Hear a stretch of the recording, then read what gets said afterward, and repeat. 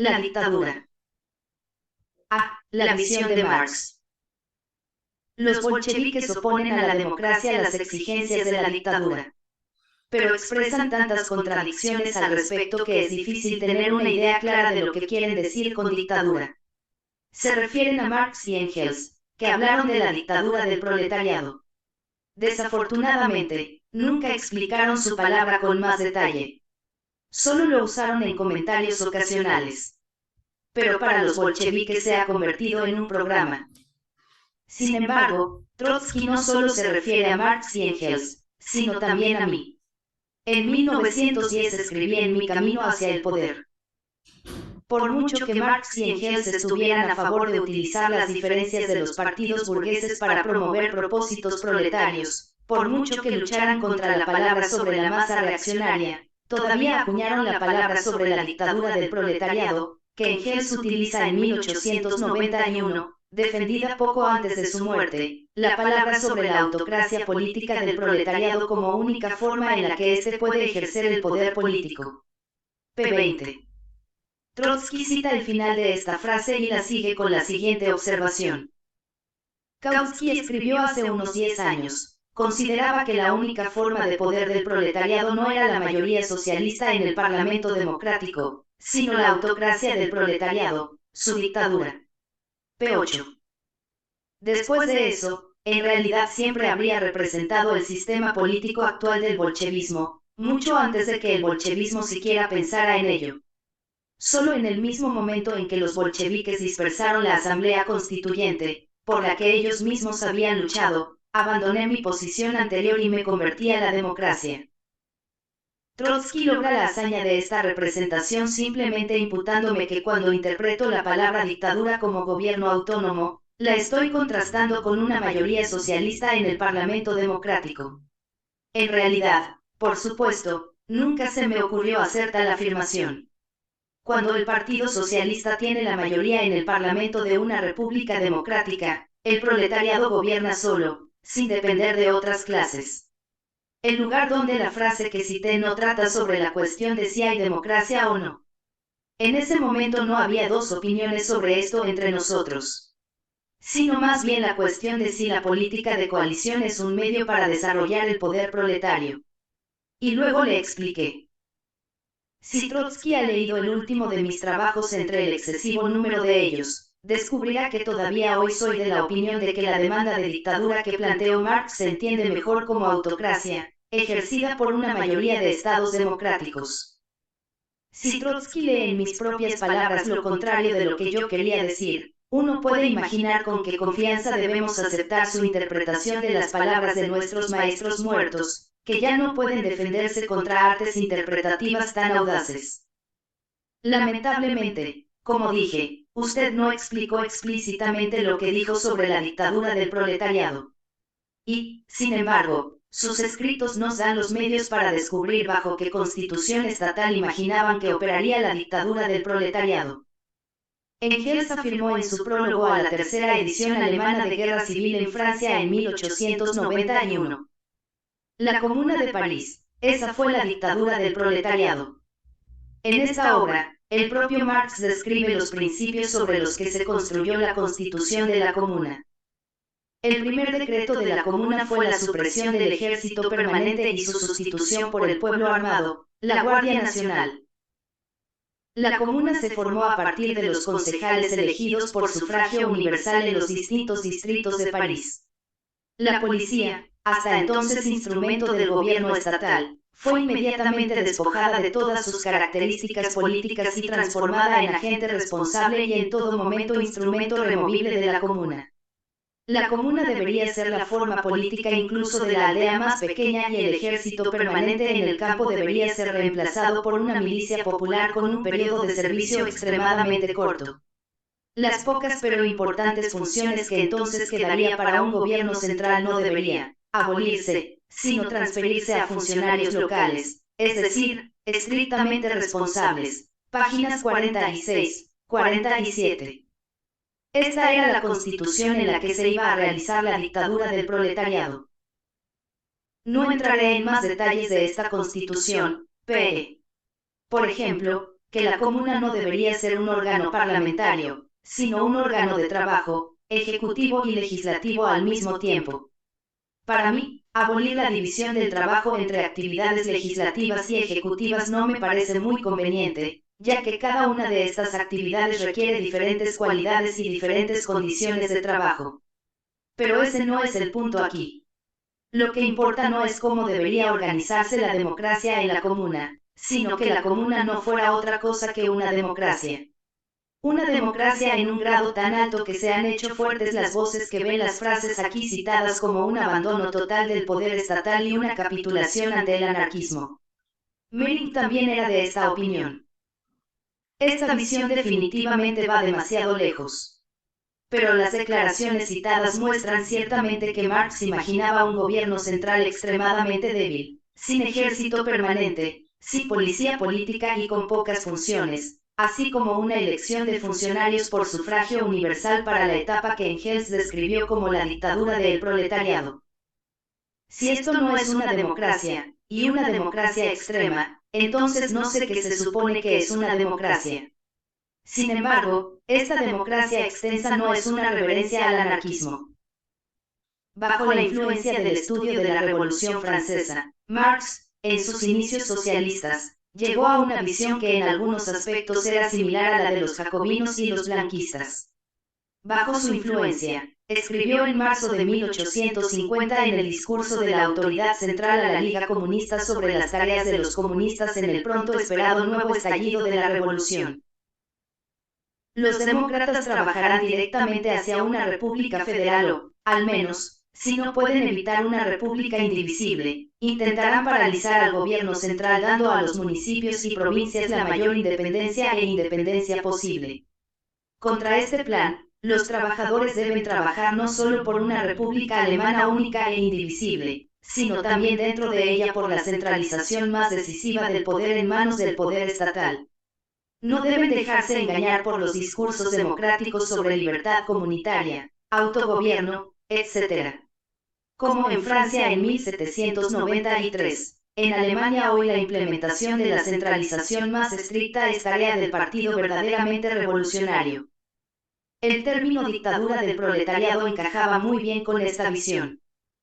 Pero estudios posteriores y probablemente también experiencias inglesas llevaron a Marx a un cambio fundamental en sus puntos de vista sobre la configuración del poder estatal revolucionario, como lo atestiguan las frases que acabamos de citar sobre la Comuna de 1871. En épocas posteriores, Marx también se mostró opositor de todo poder estatal fuerte. Esto es lo que dice en la famosa carta criticando el programa del Partido Socialdemócrata de 1875. La libertad consiste en transformar el Estado de un órgano superior a la sociedad en un órgano enteramente subordinado a ella.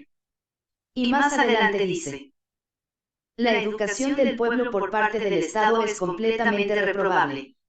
Más bien, el gobierno y la Iglesia deben ser igualmente excluidos de cualquier influencia sobre las escuelas. Nui Said, 9, 2, pp 572, 574.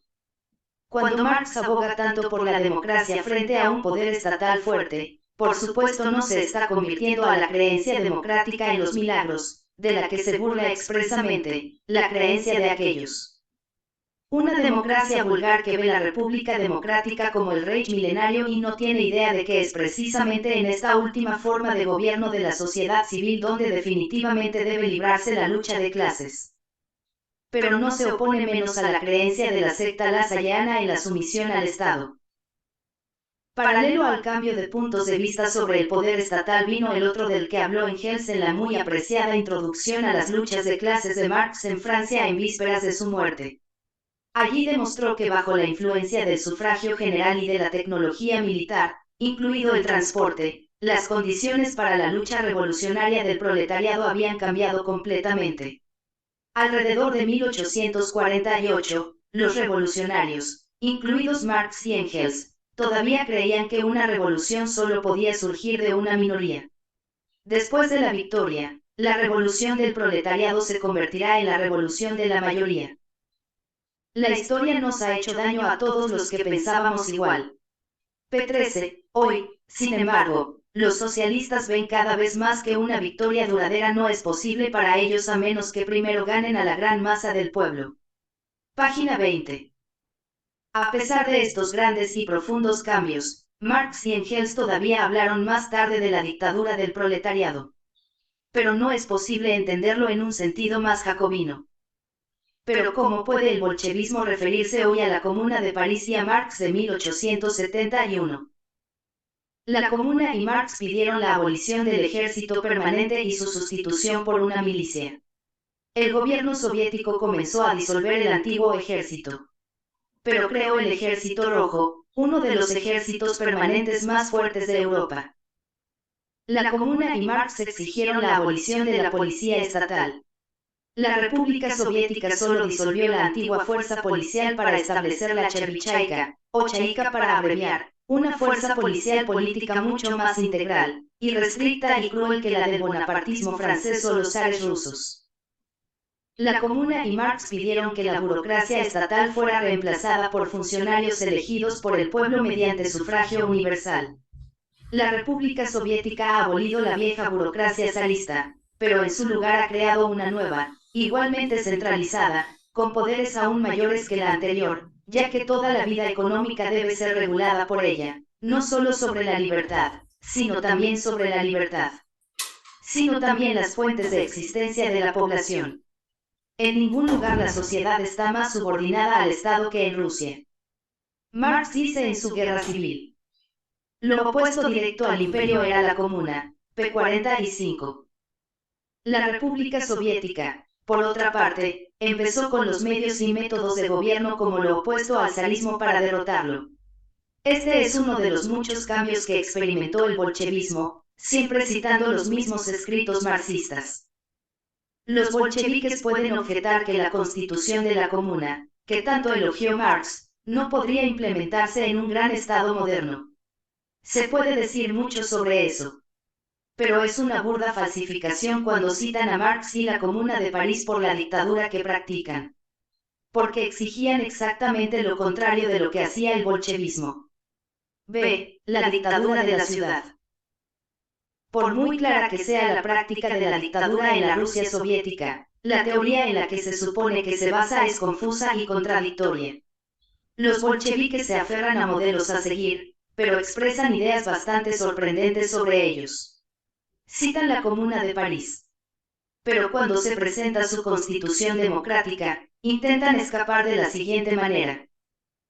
El camarada Lenin ya le ha señalado a Kautsky que los intentos de presentar la Comuna como una expresión de la democracia formal son una charlatanería teórica directa. La Comuna fue, según las tradiciones y el plan de su principal partido político, los blanquistas, la expresión de la dictadura de la ciudad revolucionaria en todo el país. Trotsky, páginas 62, 63. Qué charlatanería por mi parte, por supuesto. Sin embargo, se podría decir que la Comuna de París de 1793 ejerció una dictadura de la ciudad revolucionaria sobre todo el país. Pero significaba que el gobierno y la Asamblea Nacional estaban en París y estaban determinados por París, que los conductores del ejército estaban en París y que la población rural estaba dividida frente al París vasto y unificado. Qué diferente era la situación en 1871. El gobierno, la Asamblea Nacional y los comandantes del ejército se sentaron en las afueras de París y unieron todas las fuerzas del país contra la capital. Los 80 años de desarrollo capitalista y estrecha participación en la política de grandes círculos desde la Gran Revolución no habían dejado ilesa a la población rural.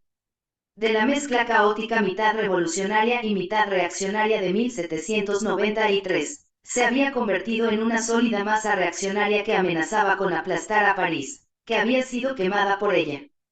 En estas circunstancias, habría sido una auténtica locura que los trabajadores de París hubieran intentado establecer una dictadura sobre Francia.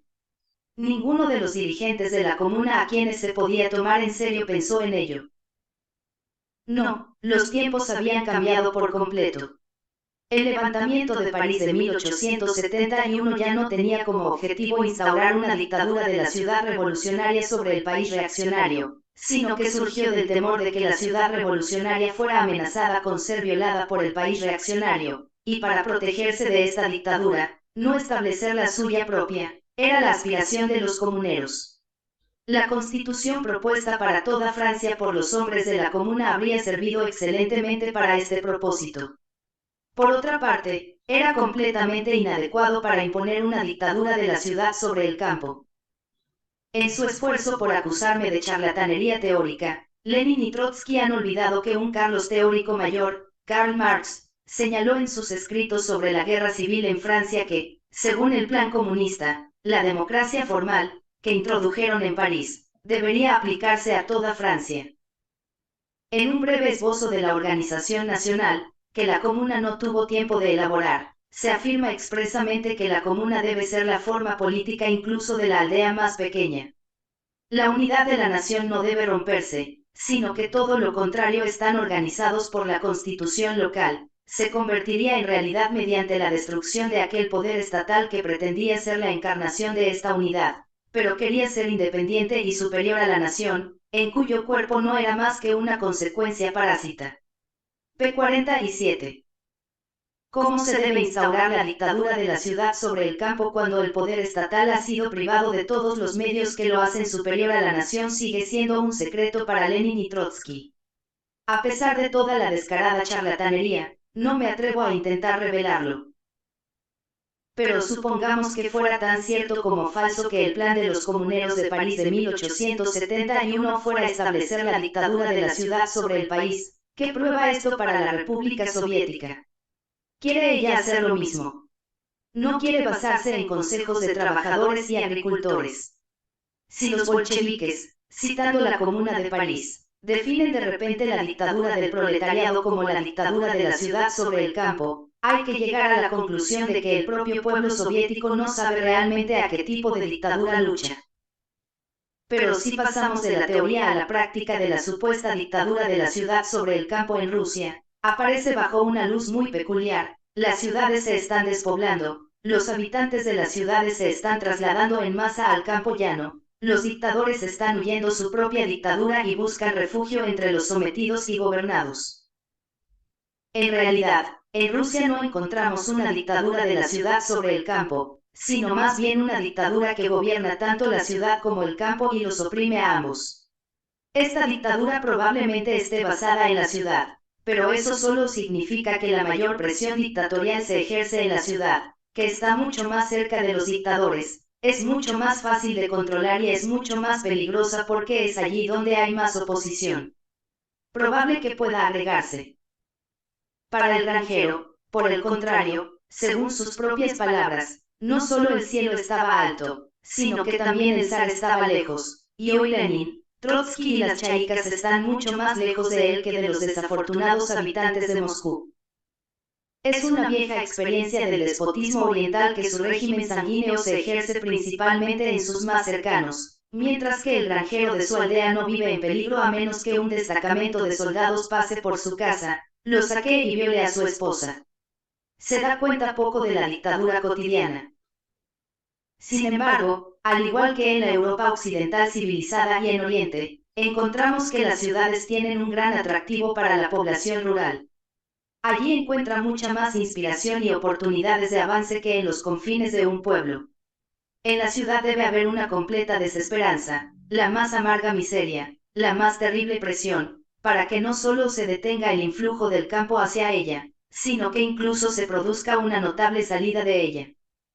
Si nos encontramos ahora con esta situación en Rusia, demostraremos que la dictadura allí no tiene igual en la historia, al menos no en los últimos siglos.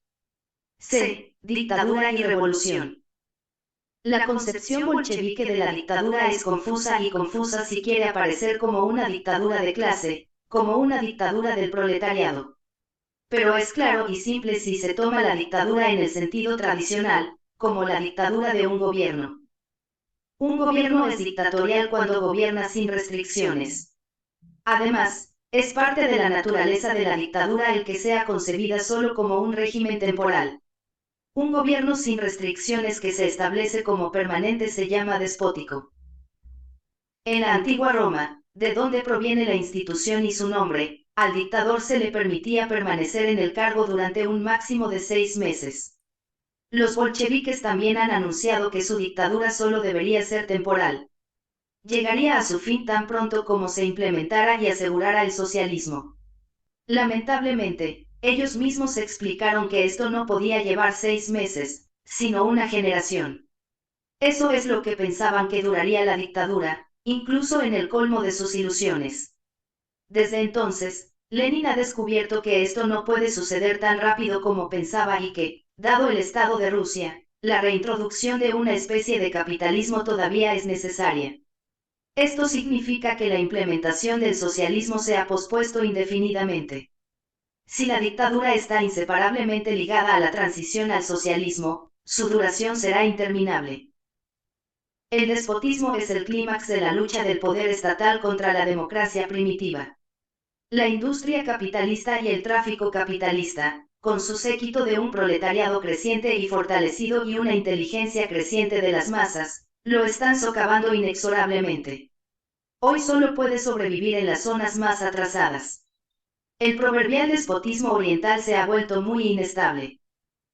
La democracia avanza inexorablemente, ganando y aumentando una libertad tras otra. Una de sus tareas más importantes es proteger a las minorías y a las personas contra la violación por parte de las autoridades estatales. Trotsky está ciego ante este proceso. Para él solo existe esclavitud absoluta o libertad absoluta en todos los ámbitos. Parece no tener idea de que el proletariado y las clases bajas son capaces de oponer cierta resistencia a los grandes amos y explotadores, de restringir sus deseos y de educarlos ellos mismos, incluso antes de que el socialismo se implemente plenamente. Él quiere decir, para santificar al individuo, es necesario abolir el régimen social que lo crucifica. Pero esta tarea solo puede lograrse con hierro y sangre. P. 48. La guerra civil y el terrorismo, las matanzas interminables de personas son para Trotsky la manera de despertar y profundizar el respeto por la vida humana. De hecho, los caminos del Señor son maravillosos. En realidad, las condiciones económicas que dan lugar a la democracia son las mismas que dan lugar al respeto a la personalidad humana incluso antes del socialismo a través de las repercusiones del capitalismo. Pero también hay efectos contrarios que a veces llegan a ser tan fuertes que las libertades civiles quedan más o menos restringidas o incluso completamente abolidas. Dado que esto nunca puede convertirse en una situación permanente en el Estado moderno, tales etapas probablemente puedan describirse como dictatoriales, aunque este término suele ser una exageración. La guerra en particular, el viejo enemigo de toda democracia, siempre conduce a una especie de dictadura. Pero no existe ningún Estado moderno en el que el despotismo sea completamente ilimitado. En Alemania, como en Francia e Inglaterra, el Parlamento siguió reuniéndose durante toda la guerra y los jefes de la oposición, como mucho, fueron puestos bajo custodia protectora. La aparición de los oponentes capturados quedó reservada para la guerra civil. De las prácticas de la guerra civil se desprende a menudo que la revolución, como la guerra, exige terror y la dictadura de una autoridad central fuerte y despiadada. Sin embargo, esta visión es muy errónea. A diferencia de los gobiernos en tiempos de guerra, los gobiernos revolucionarios suelen ser muy débiles. Tal fue el gobierno de Kerensky en Rusia en 1917, el gobierno de los representantes del pueblo en Alemania en 1918, los gobiernos provisionales de 1848 y los gobiernos de la Revolución Francesa de 1789 a 1792. Esto no es una coincidencia y no puede atribuirse a la debilidad de personas o partidos individuales, sino que está en la naturaleza de las cosas. Una revolución es el resultado del colapso de un viejo aparato gobernante. No se puede crear uno nuevo inmediatamente y hacerlo funcionar vigorosamente. Sin embargo, sin ese aparato, un gobierno queda en el aire y es menos capaz de ser dictatorial que otro. Hemos citado anteriormente un pasaje del discurso de la autoridad central a la Liga Comunista en marzo de 1850, que decía: como en Francia en 1793, en Alemania hoy la implementación de la centralización más estricta es tarea del partido verdaderamente revolucionario. Friedrich Engels comentó esto en 1885. Hoy conviene recordar que este pasaje se basa en un malentendido. En aquel momento, gracias a los falsificadores históricos bonapartistas y liberales, se consideraba inevitable que la máquina administrativa centralizada francesa había sido introducida por la Revolución y había sido utilizada por la Convención en particular como un arma esencial y decisiva para derrotar a los realistas y la reacción federalista y el enemigo extranjero. Pero ahora es un hecho bien conocido que durante toda la revolución hasta el 18 de Brumario toda la administración de los departamentos, distritos y municipios estaba compuesta por autoridades elegidas por los propios administradores, que se movían con total libertad dentro de las leyes del Estado. Que similar al americano, Revelaciones sobre el proceso comunista en Colonia, Nueva Impresión, Zurich 1885, p. 82. Esto se aplica especialmente al periodo comprendido entre 1789 y el estallido de la guerra en 1792. Hasta entonces, no solo faltaba una máquina administrativa centralizada, sino también un ejército fuerte y estrictamente disciplinado, es decir, cualquier medio para que el gobierno ejerciera un poder dictatorial.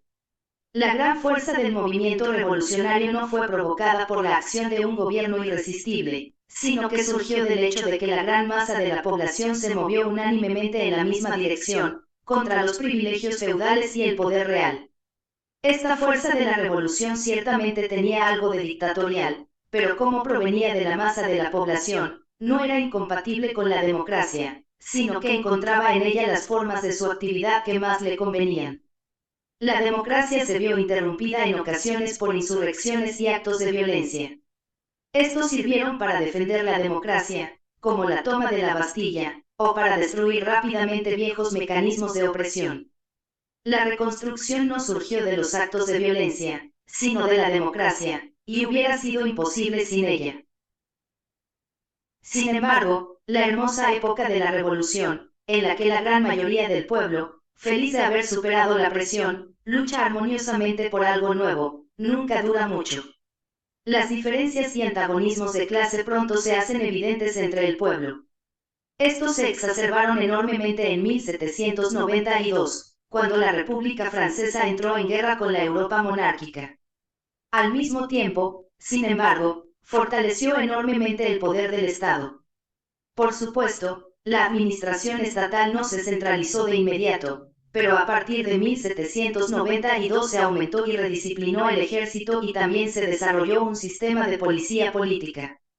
Esto dio lugar a la posibilidad de una especie de dictadura. Primero fueron los proletarios y semiproletarios de París quienes se organizaron en secciones y, mediante la presión de sus bandas armadas. Estas condiciones se tenían principalmente en cuenta cuando se hablaba de la dictadura del proletariado. Pero de ninguna manera caracterizan toda la revolución, sino solo el momento en que comenzó. Las armas que el régimen de los hombres del terror se había forjado finalmente se volvieron contra su propio gobierno tan pronto como los proletarios se cansaron y el ejército estuvo lo suficientemente disciplinado como para ser utilizado contra el sector todavía combativo de los radicales parisinos. La dictadura llevó a Francia a la victoria, pero a los revolucionarios a la caída. Los levantamientos de 1848 y 1871 no crearon en modo alguno formas dictatoriales. Las dictaduras que terminaron fueron desde el principio las de la contrarrevolución y los militares victoriosos. Como en las revoluciones anteriores, los gobiernos de Rusia en 1917 y de Alemania en 1918 tenían, como ya se ha señalado, nada menos que dictatoriales en el poder. Lo que era irresistible entonces, como en 1789, era la fuerza de las masas, que esta vez encontró su expresión más noble en los consejos obreros. Esta vez los proletarios estuvieron al frente del movimiento desde el principio, dándole impulso y dirección. En los consejos obreros de 1917 y 1918, la fuerza revolucionaria apareció inicialmente tan poderosa como en las comunas de Francia en 1789. Pero esto no tuvo ni podría tener como resultado una dictadura obrera en Alemania. En Francia, La guerra de 1792 siguió a la revolución que había estallado 3 años antes. En Alemania la revolución siguió a una guerra de 4 años. La revolución había fortalecido a las clases bajas de Francia y las había unido en organizaciones poderosas, especialmente el Club Jacobino. La guerra había agotado y dividido al proletariado en Alemania. En Francia, en 1792, los campesinos estaban divididos, la mitad ganados para la revolución y la otra mitad para la reacción. En Alemania en 1918 eran uniformemente reaccionarios y excelentemente organizados. En estas circunstancias, cualquier intento de establecer la dictadura de una minoría revolucionaria sobre la mayoría estaba destinado a parecer desde el principio una pura locura. Los partidos proletarios solo tenían posibilidades de afirmarse y comenzar el avance hacia el socialismo si lograban unirse en un frente único y ganarse a la mayoría de la población. Asegurar la República Democrática se ha convertido en la tarea más importante de los revolucionarios. Esto les habría quedado completamente claro desde el principio si el ejemplo de Rusia no los hubiera confundido. Desde el otoño de 1917, la revolución allí ha dado lugar a una dictadura que el mundo nunca antes había visto de una manera más centralizada, integral y sin restricciones.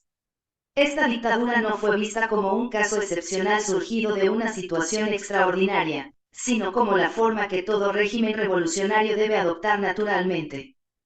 Acabamos de ver lo poco que esto es cierto. Pero, ¿de dónde viene la dictadura en Rusia y qué consigue? De la dictadura de los conspiradores. La forma que ha adoptado la dictadura revolucionaria en Rusia está estrechamente relacionada con el carácter no solo de Rusia sino también del partido bolchevique. Para entender esto, tenemos que retroceder un poco más y remontarnos al reinado del terror de 1793. Por primera vez en la historia mundial, las clases bajas, proletarias o cercanas al proletariado dominaron un gran Estado moderno. La restauración de esta era proletaria, heroica, se convirtió en el objetivo del anhelo de los defensores de los explotados y oprimidos. Pero ¿cómo lograrlo?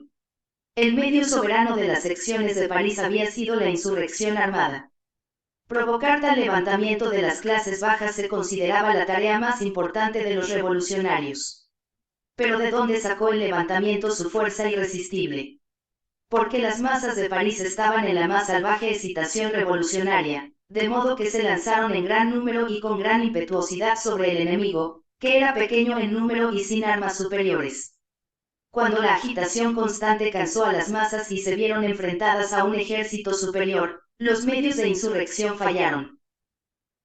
Los descendientes de los terroristas de 1793 y su organización más poderosa, el Club Jacobino, fundaron un gobierno fuerte con un ejército confiable. Pero la monotonía del proceso de producción continuó para las clases trabajadoras, sin ser interrumpida por ningún acontecimiento violento que pudiera haber tenido un efecto estimulante. La aburrida cotidianidad no permitió que surgiera ningún stemmo en Dirán entre las masas. Estas condiciones habrían tenido que sofocar cualquier pensamiento de rebelión si el contraste entre el pasado sombrío y el presente desolado no hubiera tenido siempre un efecto incitador.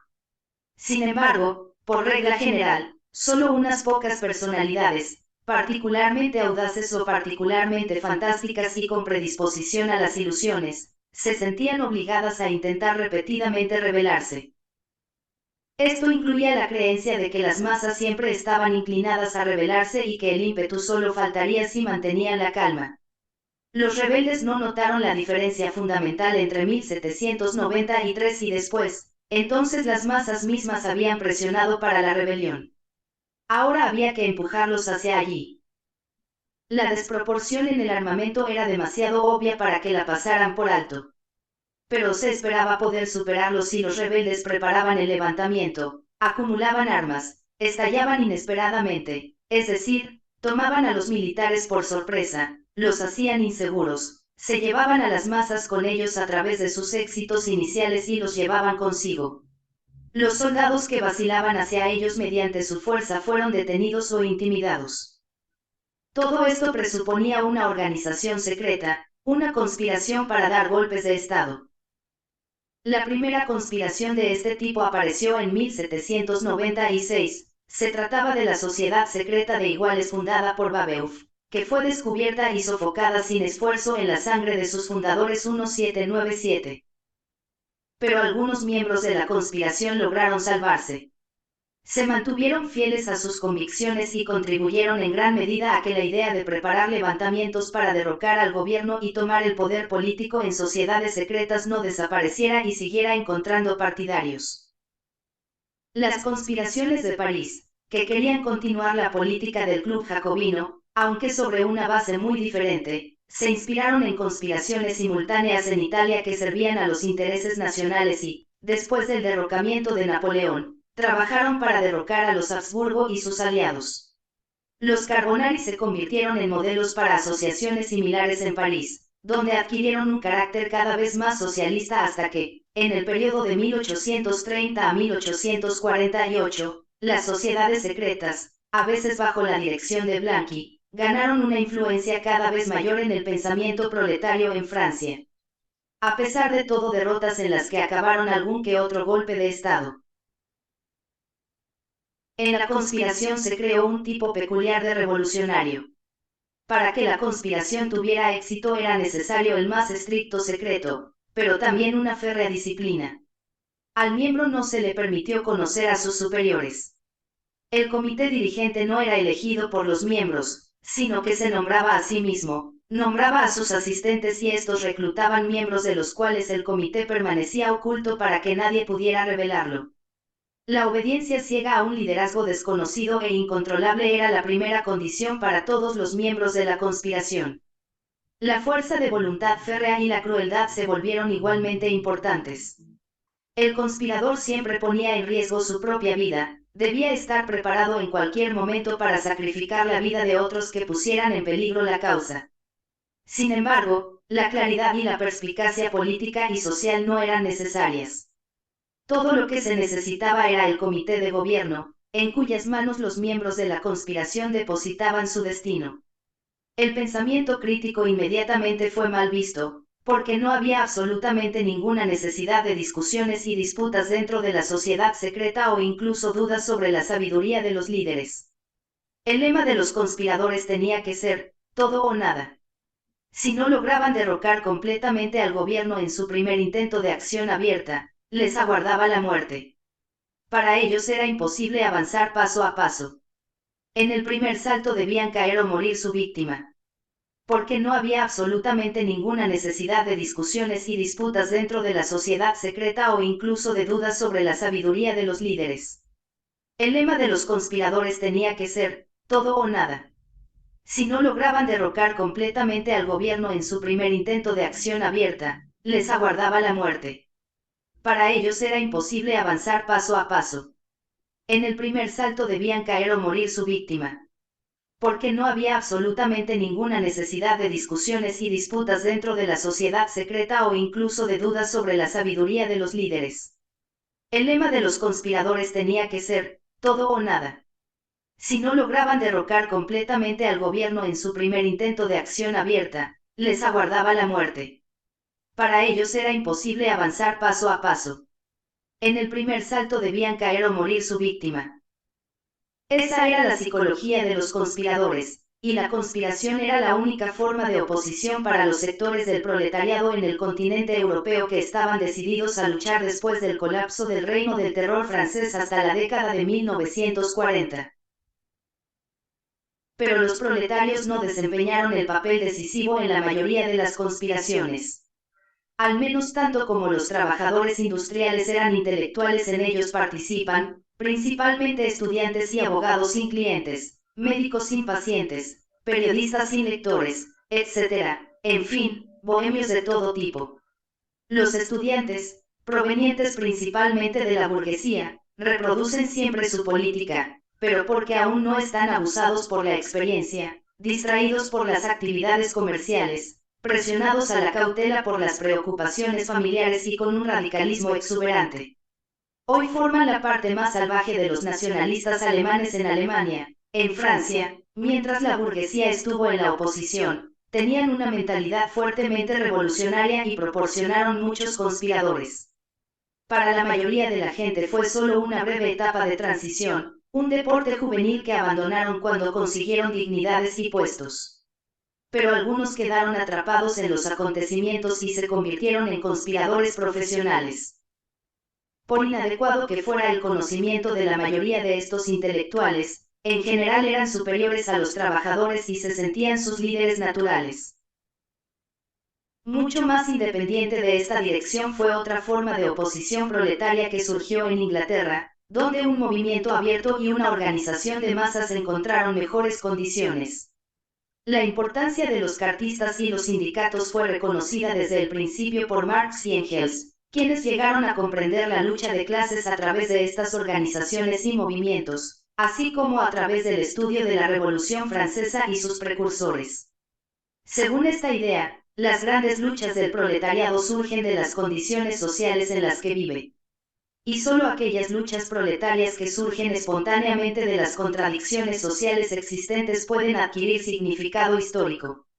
La tarea de los campeones del proletariado, los socialistas, no es empujarlo a la lucha mediante su iniciativa, sino solo. Desde este punto de vista, la organización y la agitación de masas eran indispensables.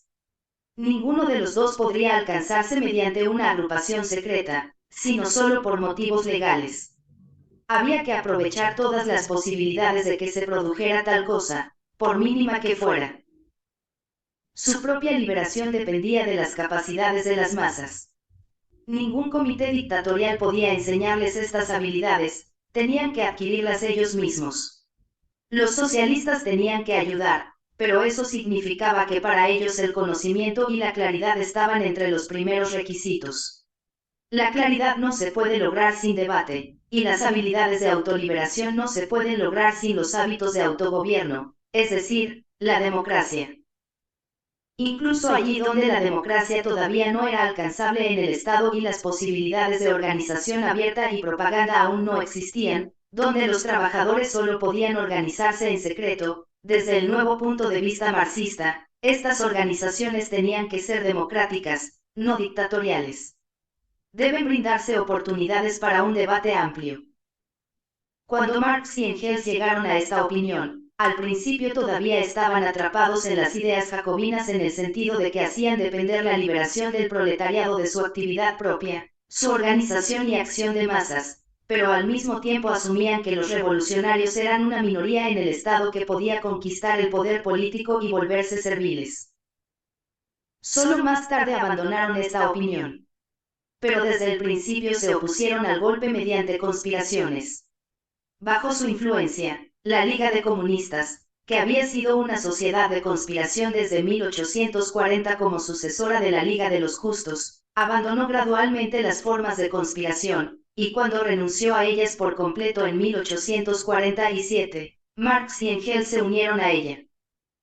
Sin embargo, el contraste entre la nueva concepción de la lucha de clases y el viejo blanquismo aún no tuvo oportunidad de desarrollarse.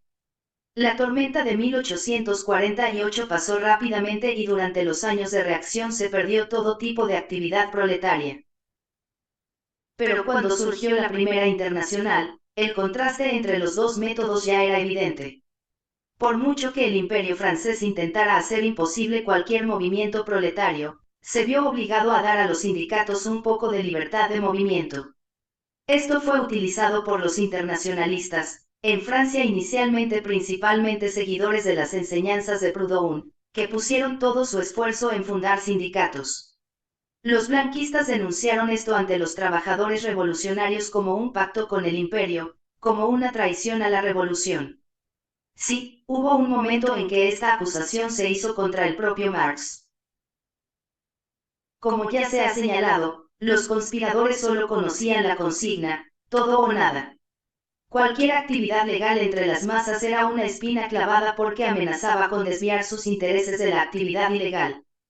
Y si los partidarios de la organización de masas abierta tuvieron cuidado de provocar una reacción innecesaria y restringir así las posibilidades de una actividad de masas abierta, a los conspiradores esto no les importó en lo más mínimo. Cuanto mayor era la reacción, más no tenían los trabajadores otra opción que conspirar.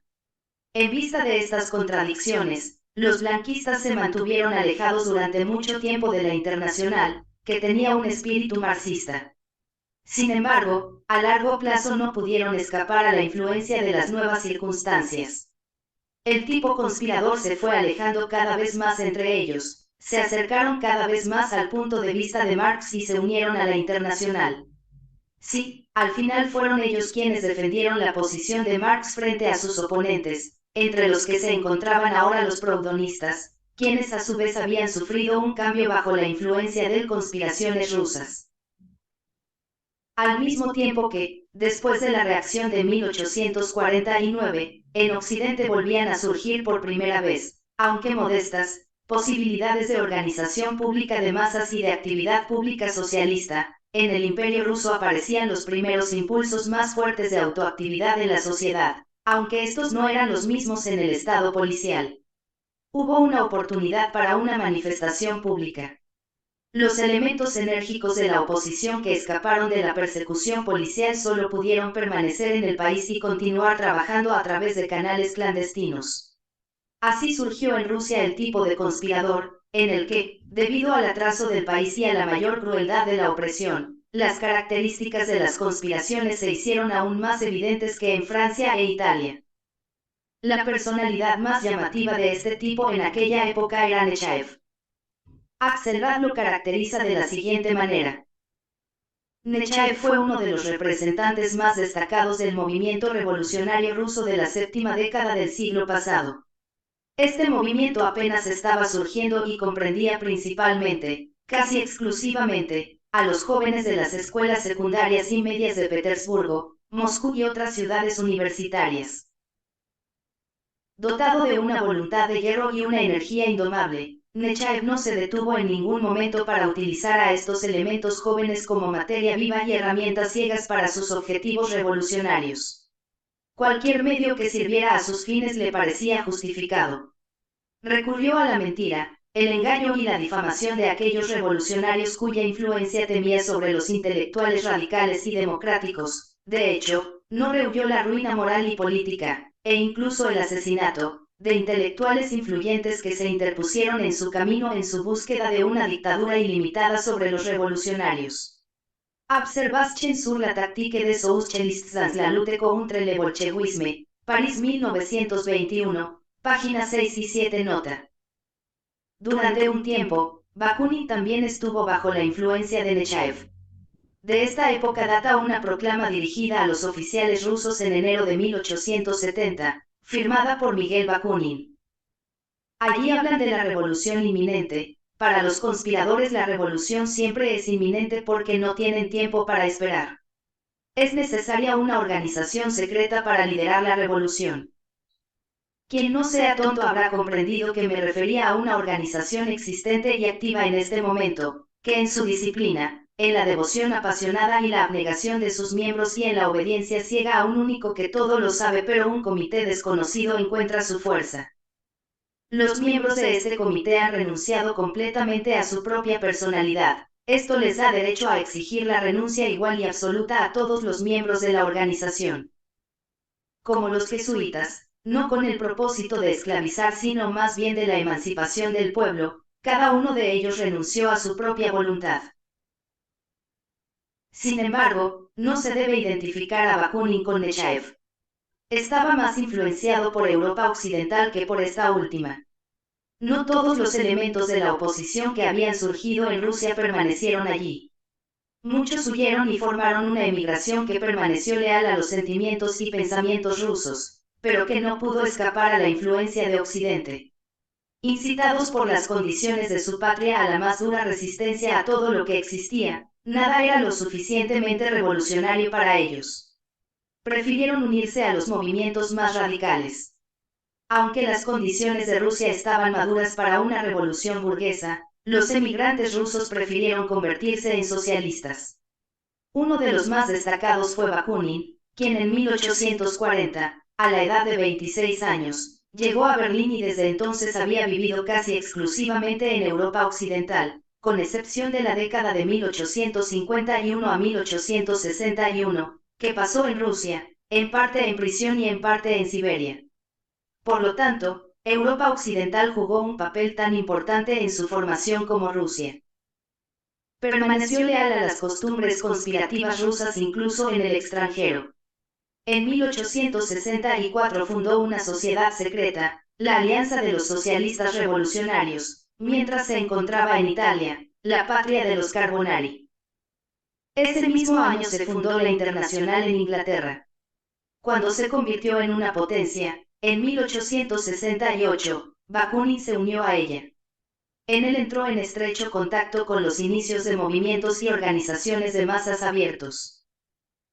En Francia, bajo la influencia del proudonismo, habían asumido el carácter de movimientos sindicales apolíticos. Marx pudo aceptar esto mientras no se pudiera esperar que el imperio tuviera éxito en la actividad política. Pero los trabajadores en Inglaterra y Alemania ya luchaban por el sufragio universal, la lucha entre el proudonismo, que se oponía a cualquier lucha por el poder estatal, y el marxismo, que consideraba la lucha de clases como una lucha política, no pudo evitarse durante mucho tiempo. Bakunin era hostil al marxismo debido a sus modales conspiradores. Reforzó aún más esta contradicción al apoyar su carácter apolítico allí donde tuvo que enfrentarse al movimiento de masas. Intentó bastardizar el proudonismo y el blanquismo. Tomó la idea de anarquía de la primera, pero la hizo tosca en el sentido de la total independencia de una masa de gente tremendamente excitada y azotada, lista para cualquier destrucción. Pero el liderazgo de esta masa desorganizada y caótica iba a ser asumido por la conspiración estrictamente disciplinada de una pequeña minoría que se instaló como dictadores de todo el movimiento. Esta opinión se vio alentada aún más por el hecho de que las conspiraciones de Rusia, Italia y Francia estaban dominadas por intelectuales que desde el principio tuvieron cierta superioridad sobre las masas aún sin educación. Así, el surgimiento de Rusia en la internacional desarrolló los puntos de partida para un nuevo tipo de conspiración. El nuevo tipo se caracterizó por el hecho de que la sociedad secreta representaba una conspiración no solo contra los gobiernos, sino también contra los camaradas del partido que quería dirigir sin que ellos se dieran cuenta. Además, se diferenciaba del blanquismo en que los conspiradores de una Rusia se atrevieron a dirigir a los proletarios de todos los países basándose en las formas de pensar y las experiencias del país más atrasado. Marx no podía aceptar esto con calma. Engels ya le había escrito el 29 de abril de 1870. Es una preciosa imposición que, para llevar la unidad al proletariado europeo, este debe estar bajo el mando ruso. Brievechsel, 4, p. 275. Hubo una lucha entre Bakunin, el representante de la dictadura y la anarquía en el movimiento socialista, y Marx, que representaba la causa de la democracia en el partido en nombre del Consejo General elegido por los miembros. En esta lucha pereció la Internacional, la primera, pero lamentablemente no la última, organización floreciente del proletariado que sucumbió a la persecución de la dictadura. Bolchevismo. Cuando nació una nueva internacional en 1889, se encontró con una situación completamente diferente. El marxismo había triunfado en todos los ámbitos, el blanquismo, en el antiguo sentido, y el anarquismo habían sido completamente descartados. El blanquismo había desaparecido como una conspiración y el anarquismo se limitaba a pequeñas minorías. El marxismo incluso había llegado a Rusia, a pesar de los enormes obstáculos que le presentaba el atraso económico y político.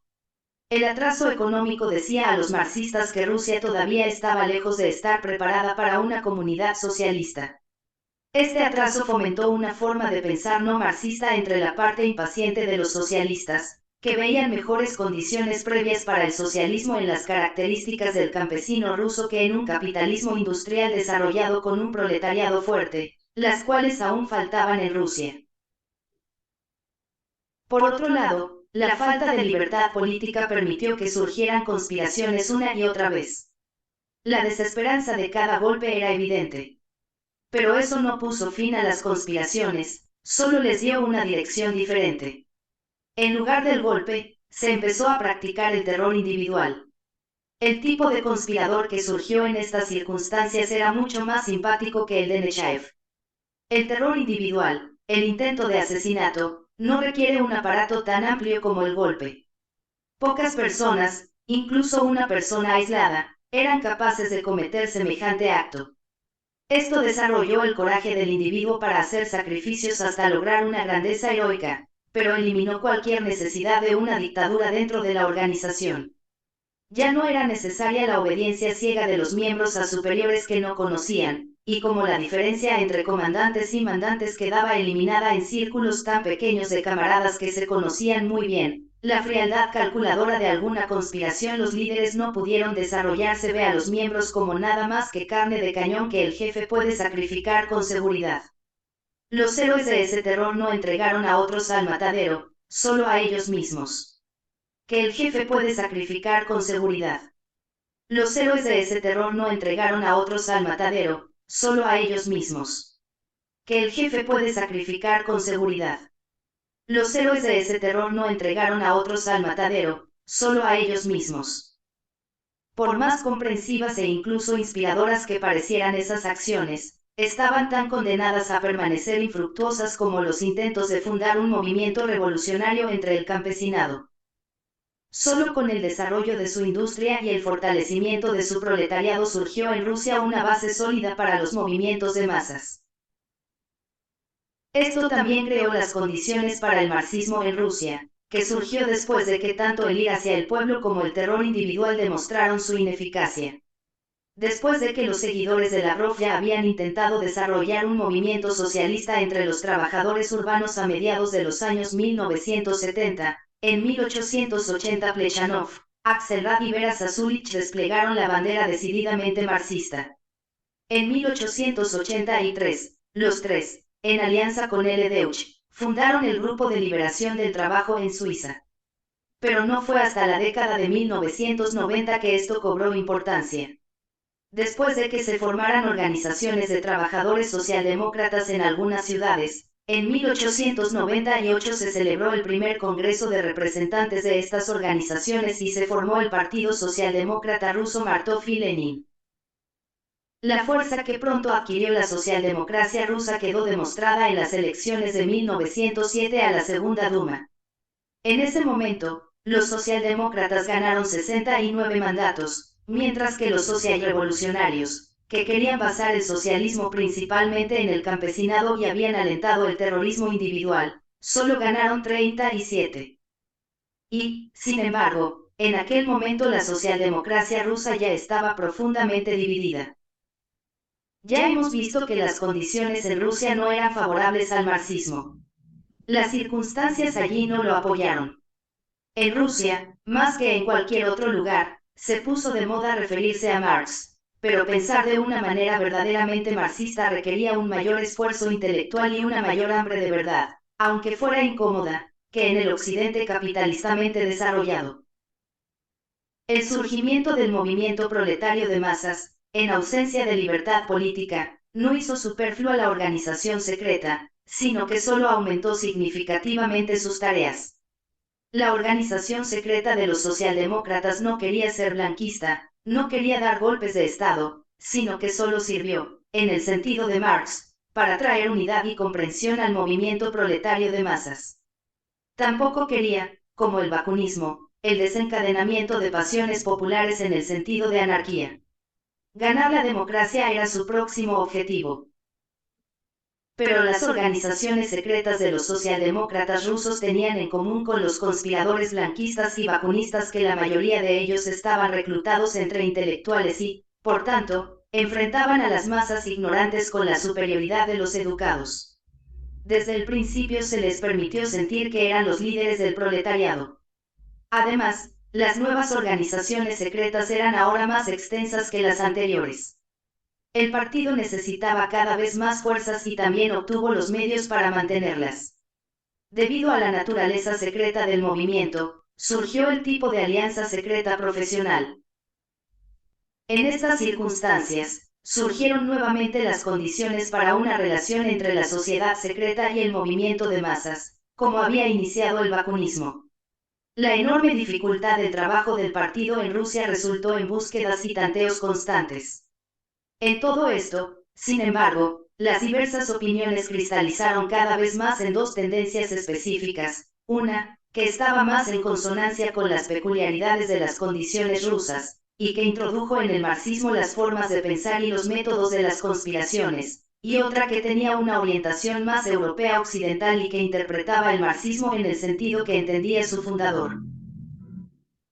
Lenin se convirtió en el pionero de la antigua tendencia.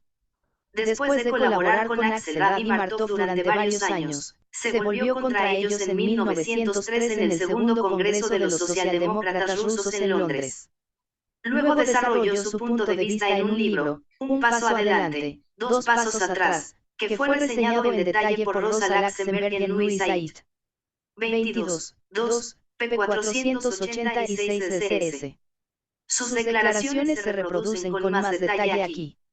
Ofrecen una caracterización excelente y extremadamente astuta de las tendencias de Lenin y muestran cómo tienen casi 2 décadas de antigüedad, pero también fueron reconocidas y combatidas desde el principio por elementos que al mismo tiempo estaban comprometidos en la lucha más decidida contra todo lo que consideraban oportunismo. Apareció. Rosa Luxemburgo escribió, en julio de 1904. El libro que tenemos ante nosotros del camarada Lenin, uno de los destacados líderes y defensores de Iskra, una revista socialdemócrata publicada desde 1900, en su campaña preparatoria ante el Congreso del Partido Ruso, es la presentación sistemática de las opiniones de los ultracentralistas dirección del Partido Ruso. La visión que se ha expresado aquí de manera contundente y exhaustiva es la de un centralismo despiadado, cuyo principio vital, por un lado, es el marcado aislamiento y aislamiento de los escuadrones organizados de revolucionarios abiertos y activos del entorno, en un entorno revolucionario, aunque desorganizado, pero activo. Por otra parte, la estricta disciplina y la injerencia directa, decisiva y decidida de la autoridad central en todas las expresiones de la vida del partido. Baste señalar que, por ejemplo, según esta opinión, el Comité Central tiene el poder de organizar todos los subcomités del partido y, por tanto, también de determinar la composición personal de cada organización local rusa individual desde Ginebra y Lieja hasta Tomsk y Irkutsk, darle un estatuto local hecho por él mismo, disolverlo completamente mediante un decreto del poder y crearlo de nuevo, y finalmente de esta manera influir indirectamente en la composición de la máxima autoridad del partido, el Congreso del Partido. Según esto, el Comité Central aparece como el verdadero núcleo activo del partido, y todas las demás organizaciones simplemente como sus órganos ejecutivos.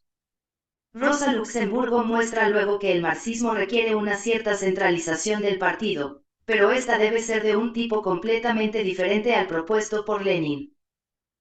El movimiento socialdemócrata es el primero en la historia de las sociedades de clases que, en todos sus momentos y en todo su curso, se basa en la organización y la acción directa e independiente de las masas. En este sentido, la socialdemocracia crea un tipo de organización completamente diferente a los movimientos socialistas anteriores, por ejemplo los del tipo jacobino blanquista.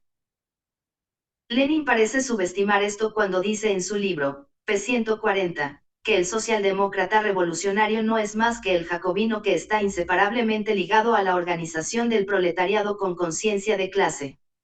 En la organización y la conciencia de clase del proletariado, en contraste con la conspiración de una pequeña minoría, Lenin ve las diferencias exhaustivas entre la socialdemocracia y el blanquismo. Olvida que esto significa también una reevaluación completa de los conceptos de organización, un contenido completamente nuevo para el concepto de centralismo, una concepción completamente nueva de la relación mutua entre organización y lucha. La camarada Luxemburgo lo explica con más detalle y luego continúa. De esto se deduce que la centralización socialdemócrata no puede basarse en la obediencia ciega, ni en la subordinación mecánica de los combatientes del partido a su autoridad central, y que, por otro lado, hay una diferencia entre el núcleo del proletariado con conciencia de clase, que ya está organizado en un partido, cuadro sólido, y aquel que ya ha sido dominado por la lucha de clases. En el proceso de ilustración de clases, nunca podrá erigirse una división absoluta entre la capa circundante. El establecimiento de la centralización en la socialdemocracia sobre estos dos principios, sobre la subordinación ciega de todas las organizaciones del partido, hasta el más mínimo detalle, a un poder central que es el único que piensa, crea y decide para todos, y sobre la clara demarcación del núcleo organizado del partido del entorno revolucionario que lo rodea. El ultracentralismo defendido por Lenin nos parece sostenido en su totalidad no por un espíritu creativo positivo, sino por un espíritu de vigilante nocturno estéril. Su línea de pensamiento se dirige principalmente al control de la actividad del partido, no a su fertilización, al estrechamiento y no al desarrollo, al bloqueo y no a la contracción del movimiento. En un segundo artículo, Rosa Luxemburgo analiza la afirmación de Lenin de que su centralización era un arma contra el oportunismo. Cita las palabras de Lenin. El burocratismo se opone a la democracia. El principio organizativo de la socialdemocracia revolucionaria se opone al principio organizativo de los oportunistas. P. 151. Los proletarios están a favor de la disciplina más estricta, los académicos, los portadores del oportunismo, están a favor de lo contrario. Rosa Luxemburgo arroja luz sobre la naturaleza estereotipada de esta apelación al puño calloso de los trabajadores y señala a Inglaterra, donde los sindicalistas proletarios eran el bastión del oportunismo. Por otra parte, el blanquismo, apoyado principalmente por los estudiantes, ya nos ha demostrado que, especialmente en relación con un proletariado aún subdesarrollado, la dictadura de una conspiración se convierte en un medio para dominar a los trabajadores por parte de los académicos. El camarada Luxemburgo también desarrolló una línea de pensamiento similar y llegó a la siguiente conclusión. De hecho, nada entrega a un movimiento de trabajadores jóvenes al deseo de poder de los académicos con tanta facilidad y seguridad como forzar al movimiento a ponerse la armadura de un centralismo burocrático que reduce a los trabajadores en lucha a las dóciles herramientas de un comité. La camarada Luxemburgo continúa señalando que las tendencias individuales del movimiento obrero, incluidas las oportunistas, surgen de las circunstancias dadas y que es inútil intentar hacerlas imposibles mediante un estatuto organizativo. Ella llegó a la conclusión.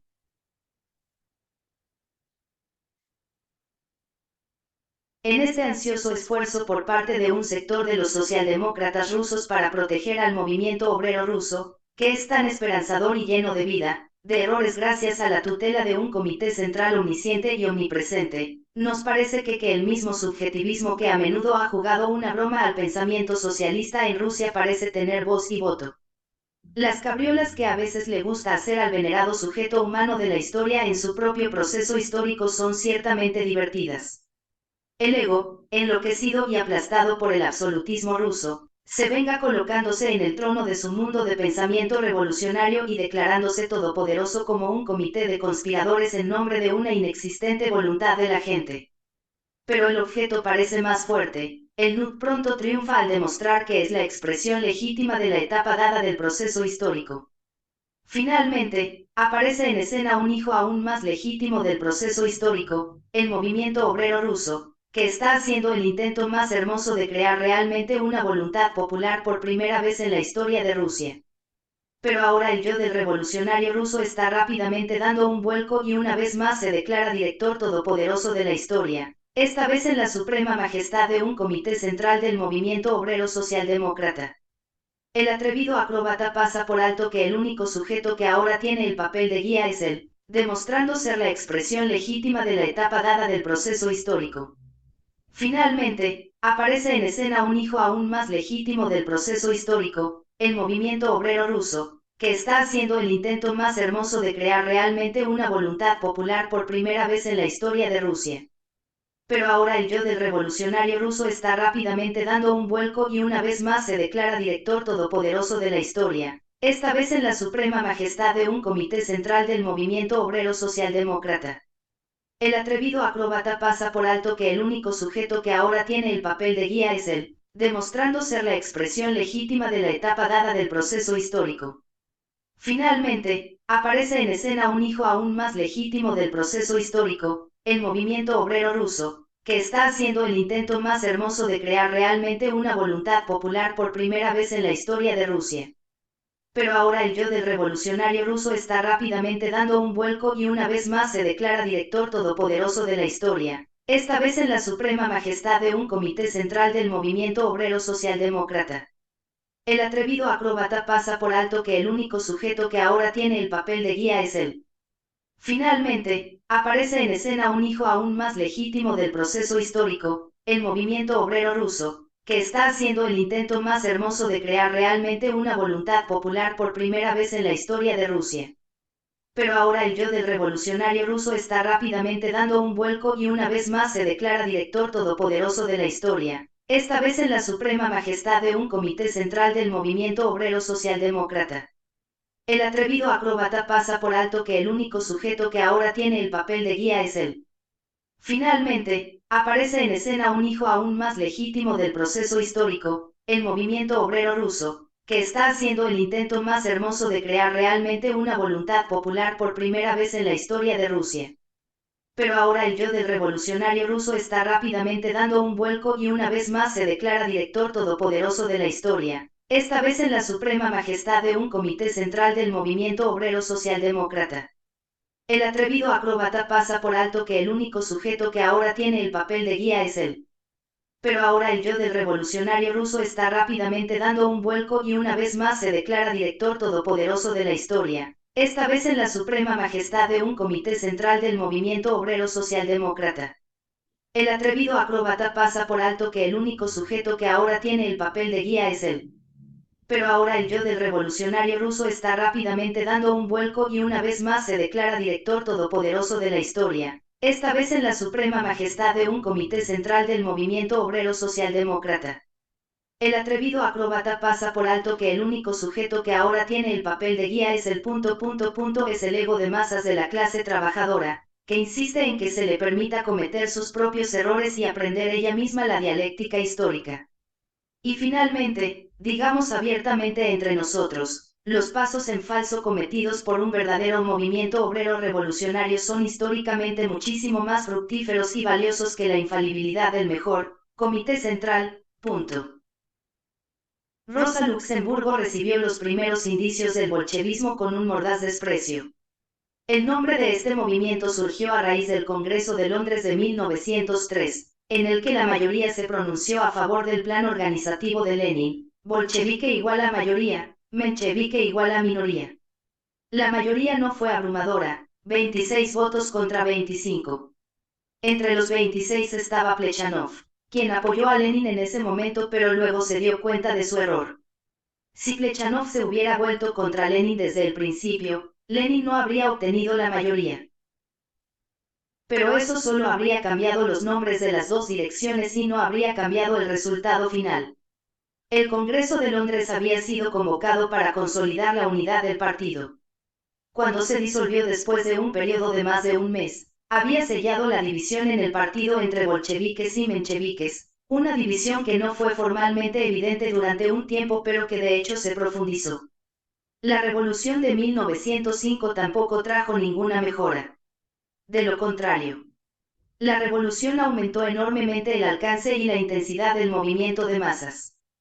Pero la rápida reacción hizo necesaria la organización secreta. La lucha de las sociedades secretas por el dominio de las masas solo adquirió ahora un campo de actividad aún mayor y se hizo cada vez más intensa. Lenin siempre supo cómo dispararle al pájaro. Luchó sin piedad contra todas las personas y organizaciones que se interponían en el camino de su dictadura. Era un dios celoso que no toleraba otros dioses a su lado. En esto se parecía a los gobernantes absolutistas. Pero como no tenía a su disposición los medios del poder estatal, sin dudarlo recurrió al arma de los débiles, la calumnia. Otros medios surgieron en ese momento. La lucha por el poder en el partido, que era objetivamente una lucha por la tutela continua del movimiento obrero socialdemócrata por parte de una comunidad de revolucionarios profesionales, trajo una mayor desmoralización al partido desde el momento en que los revolucionarios profesionales, antes mencionados, fueron involucrados. La situación de la socialdemocracia en Rusia, publicado por el mensajero del comité organizador del Partido Obrero Socialdemócrata de Rusia, mencheviques, Berlín. 1912, p. 11. Trotsky, entonces todavía menchevique, trabajó en el mensajero. Así, la democracia dentro de la organización bolchevique fue eliminada y reemplazada por la dictadura del Comité Central con todos los efectos que la acompañaban, mucho antes de que el bolchevismo declarara la guerra a la democracia como forma de gobierno. Lo exigió, y en la mayor medida posible, en el Estado, mientras él mismo no hubiera adquirido el poder estatal. Cuando logró tomar este poder mediante un golpe de Estado en noviembre de 1917, inmediatamente se puso a adaptar la constitución del Estado a la constitución del partido, que en adelante se llamó Partido Comunista. Hasta entonces se había presentado como el único partido socialdemócrata real en Rusia, pero ahora este nombre se volvió incompatible con su abolición de la democracia. La destrucción de los demás partidos proletarios ahora podría llevarse a cabo con mayor éxito que antes, ya que, además de la calumnia y la corrupción, ahora se podía utilizar mediante el terror la represión directa e incluso la destrucción física completa de los socialistas con opiniones diferentes. Por supuesto, si se hubiera esperado que al disolver todos los demás partidos socialistas, las masas de trabajadores desatadas por la revolución quedarían completamente entregadas a la influencia del partido bolchevique y su comité central, de modo que la omnipotencia o dictadura de los trabajadores si se convirtiera por sí mismo en la dictadura del comité central, entonces uno se sentiría decepcionado. Para lograr esta última dictadura, no quedó más que recurrir a los métodos del viejo zarismo, aunque inicialmente bajo disfraces engañosos. Que esto fuera posible es indicativo del atraso de Rusia y su proletariado. Muestra cuán profundamente arraigado estaba el zarismo en las condiciones sociales dadas, pero de ningún modo en las necesidades. Se estableció una nueva burocracia en el Estado, siguiendo el modelo que Lenin había establecido para la organización del partido en 1904. Sí, según este modelo, la autoridad central del partido tenía que vigilar, dirigir y determinar todas las expresiones de vida de los camaradas del partido y del movimiento obrero en general. Entonces la nueva burocracia debía vigilar todas las expresiones de vida de todo el partido. Población, no solo en la vida estatal, sino también en el proceso de producción y circulación, sí, vigila, orienta y determina toda la vida social, cada pensamiento y sentimiento de las masas. Sí, según la Biblia, ningún gorrión cae del tejado sin la voluntad de Dios. Según las normas de la República Soviética, ningún clavo puede clavarse en una pared sin la voluntad de la todopoderosa y omnisciente burocracia soviética. Para hacer imposible cualquier resistencia contra este monstruoso pólipo, se creó un ejército permanente de millones de personas con una disciplina férrea y el gigantesco aparato policial de las comisiones extraordinarias, chaikas, a las que se les dio el poder de eliminar sin grandes problemas a cualquier responsable. Para ello, los dictadores parecen incómodos o incluso simplemente sospechosos. Y después de que la dictadura del Comité Central ha sido transferida del partido al Estado, también se intenta traspasar las fronteras estatales existentes.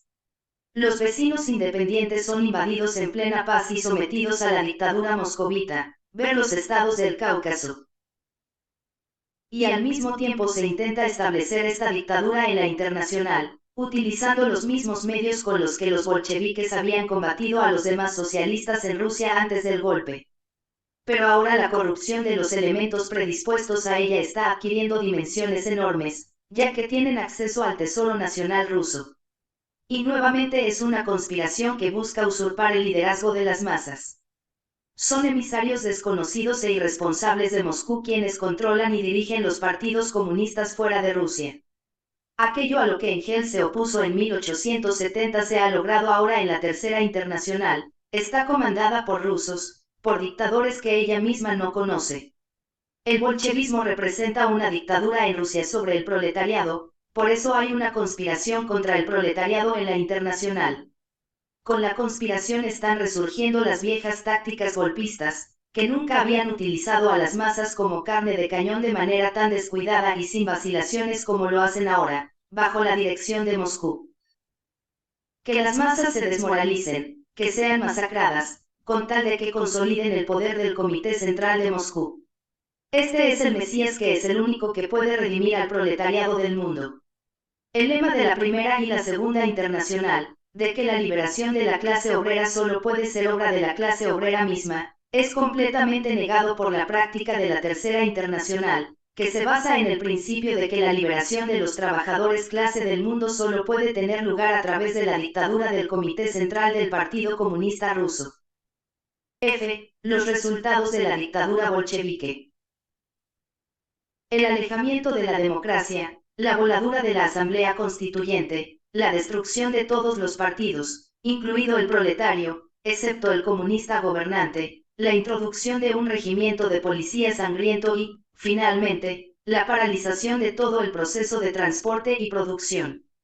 Todos estos resultados del régimen bolchevique solo gradualmente se fueron conociendo en Europa y en su mayoría no fueron creídos por los socialistas, que acogieron con entusiasmo al bolchevismo como el primer gobierno puramente proletario en un gran estado y vieron todo lo que hablaba con incredulidad contra el régimen revolucionario, lo consideraba una mentira burguesa o trataba de verlo bajo una luz más suave.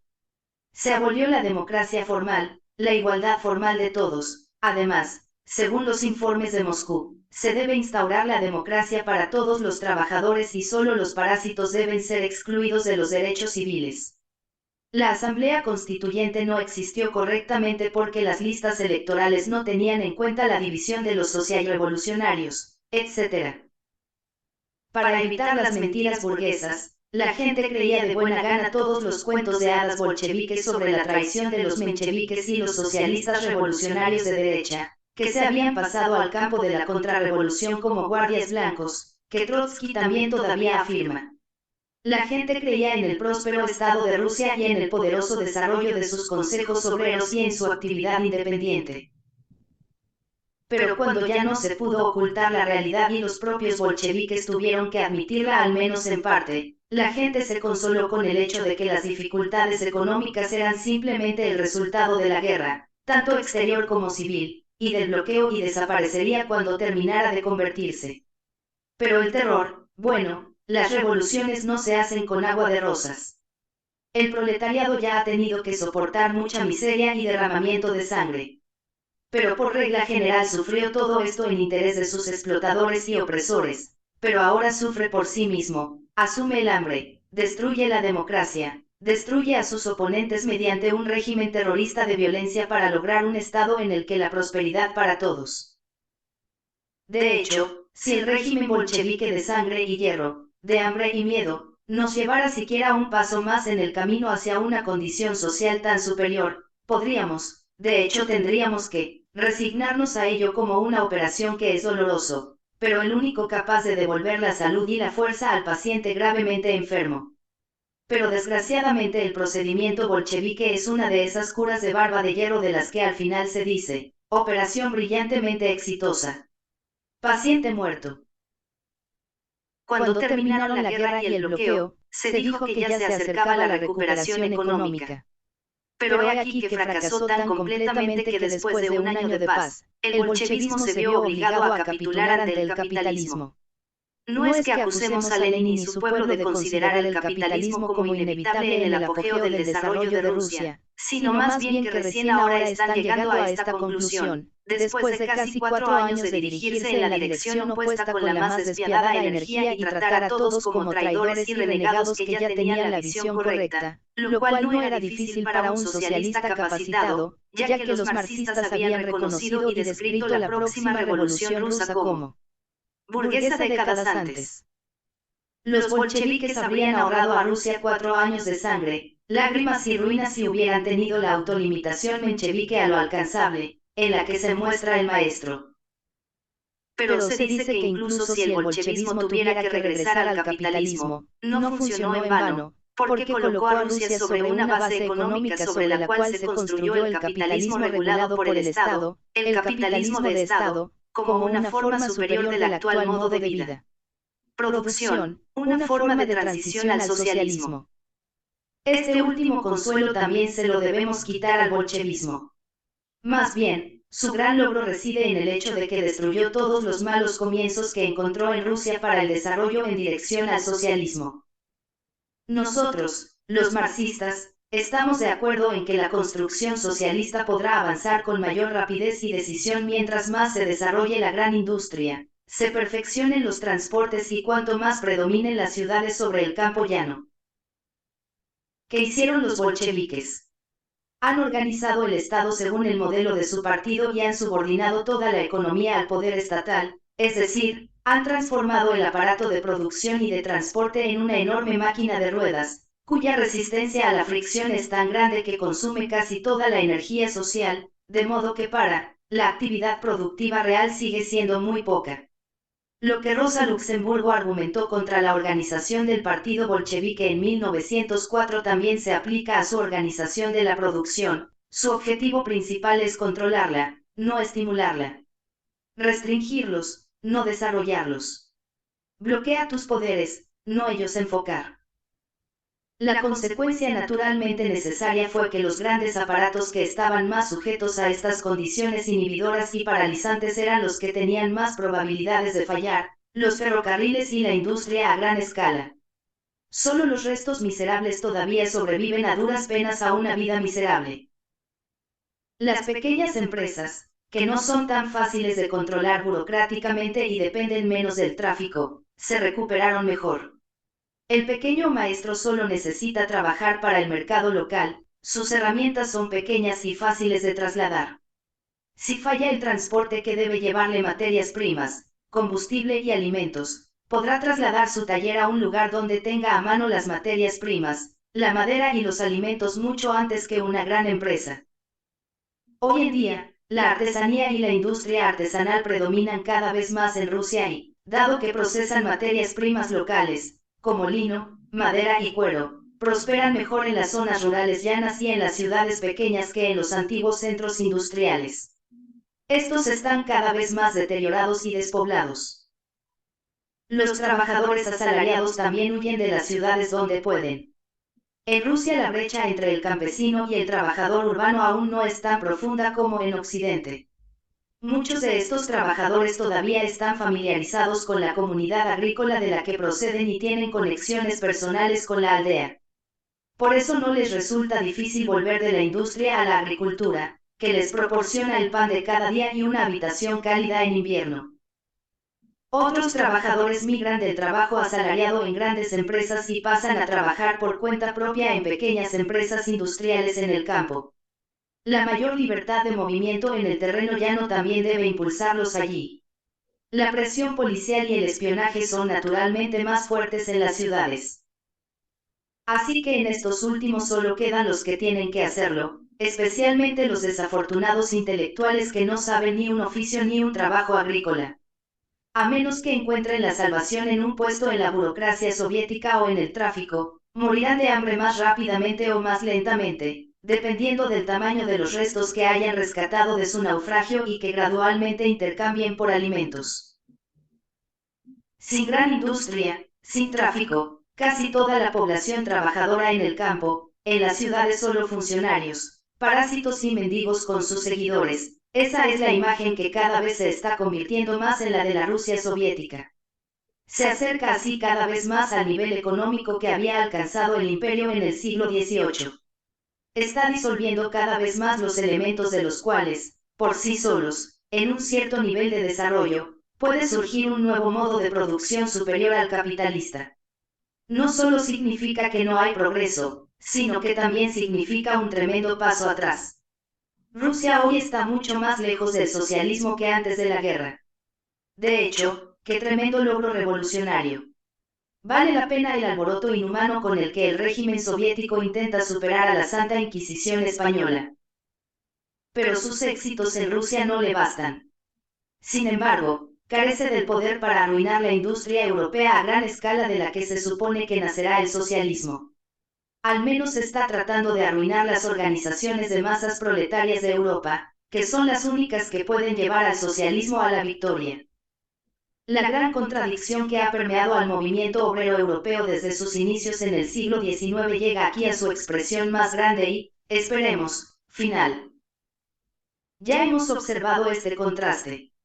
Se muestra primero en la diferencia entre el cartismo inglés y el blanquismo francés. Aquí la unión de todos los trabajadores que están dispuestos a luchar por su clase en un gran cuerpo sin distinción de los matices que los separan. Estos matices no son suprimidos por la unidad de la organización, sino que se luchan en su seno, no como una oposición de una organización a otra. Ganar y unir a las masas para luchar es la primera tarea de los luchadores de clase conscientes. En Francia, sin embargo, encontramos la conspiración. No debe haber demasiados, De lo contrario, el riesgo de ser descubierto será demasiado grande. Solo puede tener éxito si los miembros tienen una fe ilimitada en los líderes. De ahí que haya tantas organizaciones como dirigentes que luchan encarnizadamente entre sí y dividen las filas de los trabajadores dispuestos a luchar. Como herencia de esta etapa, el espíritu de sectarismo y división permaneció en el movimiento francés durante mucho tiempo, hasta 1905. Marx y Engels consideraban que este espíritu era un cáncer. No rechazaron nada más resueltamente que la degeneración del marxismo en un movimiento sectario. De ahí su oposición al lasallanismo, que consideraban demasiado sectario, y también a Hyndman en Inglaterra. Cuanto más se fortaleció el movimiento proletario de masas en Francia, más desapareció el sectarismo. Como hemos visto, encontró una nueva ubicación en Rusia, donde la agrupación secreta era una necesidad. A partir de ahí, el espíritu sectario volvió a Occidente, allí donde se afirmaba el prestigio de los revolucionarios rusos, y este no fue bajo desde la revolución de 1905. Fue demasiado bien explotado por los bolcheviques. Como verdaderos conspiradores, odian una organización grande e integral que incluye varios matices del proletariado listo para la lucha de clases. Quieren que la organización de lucha proletaria sea tan pequeña que solo los partidarios completamente devotos del Comité Central puedan ocuparla. Cualquier otra organización proletaria es su enemiga y buscan destruirla. Afortunadamente, no lo consiguieron, pero su influencia fue suficiente para incitar al proletariado a una guerra fratricida destructiva dentro de sus propias filas en los días decisivos de la revolución. El más perjudicado por la intervención del bolchevismo fue el proletariado de Francia, que, gracias a sus reminiscencias jacobinas y blanquistas, mostró particularmente poca resistencia a la fraseología bolchevique. Incluso los camaradas que son tratados como traidores despreciables por la Tercera Internacional no pueden atreverse a describir las condiciones rusas a los trabajadores de Francia de una manera completamente desenmascarada. Temen que esto dañe la revolución rusa. Como si los bolcheviques no fueran sus enemigos más peligrosos. La revolución socialista depende del desarrollo de las fuerzas productivas, del número y de las habilidades del proletariado industrial urbano. Cualquiera que dañe estos factores parece contrarrevolucionario, por muchos burgueses que saqueo aparezca. Nuestro maestro se llama Karl Marx y no Max Solz. El propio Lenin reconoció que las cosas no pueden continuar como antes. Quiere dar al capital nuevas oportunidades de desarrollo en Rusia. Pero hasta ahora, julio de 1921, se ha negado obstinadamente a dar a lo que queda del proletariado la oportunidad de desarrollar libremente sus capacidades, que han sido atrofiadas por la presión policial. Teme más la libertad proletaria que la libertad capitalista o, por el contrario, cree que puede tratar a los trabajadores peor que a los capitalistas. Pero cualquier otra cosa que conceda, es muy posible que llegue demasiado tarde. El carro ya está demasiado hundido en el pantano para sacarlo rápidamente. Sin embargo, la situación económica en la Rusia soviética es tan desesperada que no puede esperar más. El colapso inminente. Debemos esperar el colapso de la dictadura comunista en un futuro previsible. No se puede nombrar una fecha específica. Puede aparecer de la noche a la mañana o durar incluso más de lo esperado. Pero una cosa es segura, el bolchevismo ha superado su apogeo y está en declive, cuyo ritmo se está acelerando naturalmente. Así pues, nos enfrentamos a la angustiosa pregunta de qué ocupará su lugar. Él mismo hizo todo lo posible para garantizar que su legado fuera fácilmente asumido por una dictadura de otro tipo y que el terror rojo fuera reemplazado por uno blanco. Hemos visto que el bolchevismo destruyó el transporte y la gran industria, que no solo forman los elementos del socialismo, sino que también hacen irresistible el progreso de la democracia. Así como el bolchevismo acerca económicamente a Rusia a la época de Pedro y Catalina, también acerca políticamente a Rusia a esa época. Esto les conviene actualmente a los dictadores del bolchevismo, no encuentran ninguna clase en el país, ningún partido capaz de desafiarlos abiertamente. Pero la misma circunstancia favorece también la dictadura de sus sucesores. Después de todo, se puede suponer que no será tan fuerte como los propios bolcheviques. Lo más probable es que se pueda esperar que la actual dictadura se desmorone debido a disputas internas dentro del propio campo comunista. Los comunistas han perdido su seguridad anterior. Algunos buscan y buscan a tientas nuevos caminos, otros esperan la salvación solo a través de la coherencia más inquebrantable en la dirección actual. Cuanto más crezca la emergencia, más numerosos serán los que busquen nuevos caminos. Pero cuanto más variados son los caminos que se señalan. De modo que la falta de apoyo del campo comunista debe aumentar y su confianza disminuir. Esto no puede quedar sin repercusiones sobre los pilares de la dictadura, la burocracia y el ejército, que tienen en sus filas muchos elementos atrapados en el bolchevismo y a quienes solo sirven cuando es necesario. Sus filas también están cada vez más fragmentadas. Así, sin ninguna intervención extranjera que solo inhiba este proceso de descomposición, puede haber una nueva edición del noveno Termidoro, con mayor éxito que antes, del levantamiento decembrista, que pronto 1925 celebrará su centenario. Si esto sucede, entonces no se puede esperar que los nuevos amos alcancen alguna vez la unidad que el bolchevismo mantuvo hasta hace poco. Los elementos liberados por el derrocamiento serán demasiados y demasiado diversos. Tampoco es probable un gobierno de sable, como en Hungría. El ejército ruso y su cuerpo de oficiales están formados por elementos demasiado heterogéneos. Lo que es más de esperar que una dictadura amenaza con no ser mejor, sino peor. Existe el peligro de que el nuevo gobierno sea extremadamente débil, de modo que no pueda impedir pogromos contra judíos y bolcheviques, aunque quisiera. Esto amenaza con desintegrar al país y llevarlo a una anarquía total. El vínculo económico más fuerte que mantiene unido a un Estado moderno, el intenso intercambio entre la ciudad y el campo, que hace que cada uno de estos factores dependa más estrechamente del otro, ha sido destruido por el bolchevismo. La ciudad ya no tiene nada que ofrecer al agricultor, cada pueblo vive su propia vida, la ciudad no sobrevive gracias al intercambio de bienes con el campo, sino gracias al saqueo ocasional del mismo, llevado a cabo por escuadrones de requisición. Se pierde toda conciencia de Estado. Si la dictadura actual, que antes era capaz de mantener unido al país con las abrazaderas de hierro de un ejército estrictamente disciplinado, colapsa, se derrumbará en un caos de escombros. Esta no es en modo alguno una perspectiva divertida, y se comprende que haya socialistas que digan que por muy malo que sea el bolchevismo, lo que amenaza conseguirlo es aún peor, y por eso debemos defenderlo como el mal menor. Esto sería muy cierto si la elección dependiera de nosotros.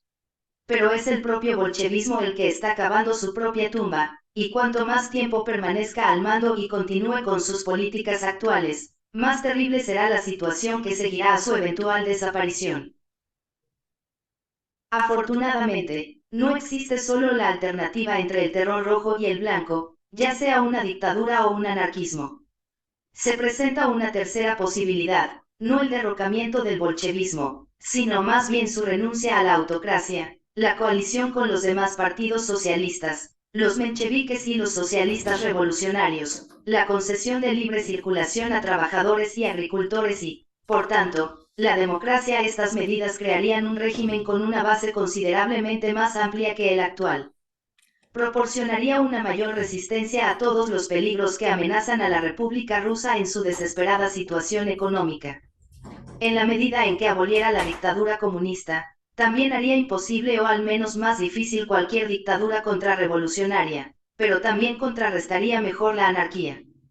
Los bolcheviques probablemente perderían su omnipotencia pero aún conservarían una parte del poder, mientras que hoy están amenazados con una completa aniquilación política y física. Por supuesto, que régimen absoluto habría renunciado voluntariamente a su omnipotencia, por mucha prudencia que lo dictara. Acabo de leer una conferencia de Bukharin sobre la nueva orientación económica de la Rusia soviética en Bandera Roja de Viena del 29 de junio. Asegurar el timón del Estado, sin concesiones políticas y tantas concesiones económicas como sea posible. Los oportunistas piensan que hacemos concesiones económicas y luego políticas. Pero hacemos concesiones económicas, a los capitalistas K, para no tener que hacer concesiones políticas, a los trabajadores K. Ningún gobierno de coalición, no es una coalición entre partidos burgueses y socialistas, sino una coalición de socialistas entre sí, ni nada parecido, ni siquiera igualdad de derechos entre agricultores y trabajadores. No podemos hacer eso. Sikbalou, Sikubeo. Eso no revela mucho conocimiento de lo que se necesita. Bukharin, Lenin y Trotsky no cederán en nada ante un Borbón, un Habsburgo o un Hohenzollern en su tenaz aferramiento a su omnipotencia. No hay gran diferencia si derivan su soberanía de la gracia de Dios o de la gracia del proletariado. Porque el proletariado que supuestamente les entregó la dictadura para siempre es tan ficticio como el Dios cuyo representante en la tierra asumieron las dinastías antes mencionadas. Lo que todos estos gobernantes tenían en común era la firme decisión de dejar que todo el pueblo se quedara en el camino en lugar de renunciar a un solo ápice de su gloria. Pero a veces podrían hacer algo diferente si fuera necesario. Y entonces pueden surgir circunstancias que cambien algo en la determinación filantrópica de los bolcheviques de dejar que Rusia se arruine en lugar de llegar a un acuerdo con los demás socialistas. La desaparición de una gran proporción de los trabajadores más enérgicos e inteligentes de las ciudades y la creciente apatía de las masas están actuando en contra de cualquier resurgimiento de la democracia. Pero ninguna tendencia opera sola en una comunidad. Su política real es siempre el resultado de la interacción de una variedad de tendencias, cuya fuerza cambia considerablemente a veces. La división ya mencionada en el campo comunista tiene un efecto decididamente estimulante sobre las tendencias democráticas de los trabajadores que aún permanecen en las ciudades. Además, los bolcheviques están muy equivocados si creen que pueden separar arbitrariamente la economía y la política para salvarse haciendo unilateralmente concesiones meramente económicas, o si incluso creen que las concesiones económicas son el medio para eludir las políticas. Si Rusia quiere salir de su deprimente estado, necesita urgentemente ayuda y capital extranjeros. El tesoro de oro pronto se agotará y la cantidad de productos que Rusia tiene para vender es mínima. Solo un préstamo extranjero puede aportar suficiente ayuda. Pero los capitalistas solo conceden un préstamo a un sistema gubernamental en cuya duración tienen confianza. No tienen nada en contra de la dictadura y el absolutismo y están felices de darle créditos y esperan que permanezca al mando. No tienen esa confianza en la dictadura comunista y por eso difícilmente podrán obtener un préstamo importante en condiciones aceptables. Un gobierno que no es convencional, tradicional, sino revolucionario, no encontrará crédito si no puede contar con el apoyo de la mayoría de un organismo representativo elegido libremente. Pero Rusia necesita algo más que capital extranjero para reconstruirse. En unos pocos años, el régimen bolchevique había eliminado la reserva de trabajadores calificados que el desarrollo industrial del último medio siglo había desarrollado gradualmente en Rusia. Hay escasez de trabajadores cualificados en todas partes y este es quizás el mayor obstáculo para revitalizar la industria rusa. Sufrirá esto incluso si tiene suficientes materias primas y combustible. Necesita trabajadores extranjeros cualificados tanto como capital extranjero. Los trabajadores tendrán incluso menos probabilidades que los capitalistas de unirse en masa mientras no prevalezca un régimen democrático. Creen Lenin, Trotsky, Bukharin, etc., que los trabajadores, quienes están acostumbrados a la cultura y a la libertad de Europa Occidental irán voluntariamente al infierno de la ciudad rusa, de la que los trabajadores de su propio país huyen donde pueden, aunque el zarismo no los haya malcriado exactamente. Los emigrados rusos bajo el bolchevismo debieron haber estado ciegos ante las cosas en Europa Occidental si imaginaron que los trabajadores de Europa Occidental algún día tolerarían la infamia de una chaica, se dejarían encerrar en sindicatos donde tienen que mantener la boca cerrada, cuyos dirigentes son nombrados por el Estado, se contentaría con limitarse a la prensa gubernamental, todos aceptarían con calma los innumerables golpes de la burocracia. Solo un alma esclava puede sentirse cómoda como trabajador en la Rusia actual. Los que se han sentido atraídos hasta ahora han sido escritores y similares que han sido aceptados en el séquito de los dictadores, donde representan una clase de amos y parásitos. Los trabajadores que, seducidos por las noticias de una prensa mentirosa, venían a Rusia a vivir de su trabajo manual, siempre se marchaban lo más rápidamente posible. Rusia necesita urgentemente trabajadores extranjeros cualificados. no lo conseguirá hasta que haya alcanzado las formas de una comunidad democrática. Entonces, lo que se quiere lograr con concesiones económicas no se logrará a menos que se agreguen concesiones políticas. Por otro lado, si fuera posible atraer suficiente capital y trabajadores a Rusia para hacer que la industria volviera a funcionar sin concesiones políticas, los trabajadores tendrían que fortalecerse tanto que su presión en interés de la democracia se volvería irresistible. Tanto más cuanto que el movimiento democrático de los agricultores tendría que adquirir más fuerza gracias a un intercambio más estrecho entre la ciudad y el campo. Las masas en Rusia han perdido su confianza en el comunismo y su dictadura, exigen autoactividad y autodesarrollo. Las concesiones económicas y políticas son interdependientes y están estrechamente vinculadas. Aún no está claro si los elementos que exigen democracia lograrán obligar al bolchevismo a hacer concesiones a tiempo que permitan establecer pacíficamente la democracia y un régimen proletario campesino siguiendo las líneas de lo que Georgia ofrecía antes de la invasión de bandidos bolcheviques, o si el bolchevismo, con la terquedad que lo caracteriza, rechaza todas las concesiones políticas hasta que haya destruido completamente todos los elementos democráticos, de modo que su inevitable caída solo pueda ser seguida por una dictadura blanca o una anarquía del tipo más atroz. En cualquier caso, el deber de los socialistas de Europa Occidental está cumplido. Para evitar esta dictadura y anarquía blanca, no tienen que apoyar al bolchevismo, sino a los elementos del socialismo democrático que contrarrestan el bolchevismo. La dictadura bolchevique destruyó todo lo que ya se había desarrollado en términos de condiciones económicas y políticas previas para el socialismo en Rusia. Una victoria de la democracia permitiría al menos la reconstrucción gradual de estas condiciones previas. Si la democracia no logra obligar al comunismo a hacer concesiones, entonces el pueblo pobre y torturado de Rusia enfrentará un descenso hacia la barbarie más brutal y oscura. La dictadura bolchevique preparó el camino para ello. En vista de esto, la consigna de la dictadura del proletariado, aunque Marx y Engels la aceptaron, debe quedar enormemente desacreditada. Las palabras clave son tan importantes en política como las abstracciones en ciencia.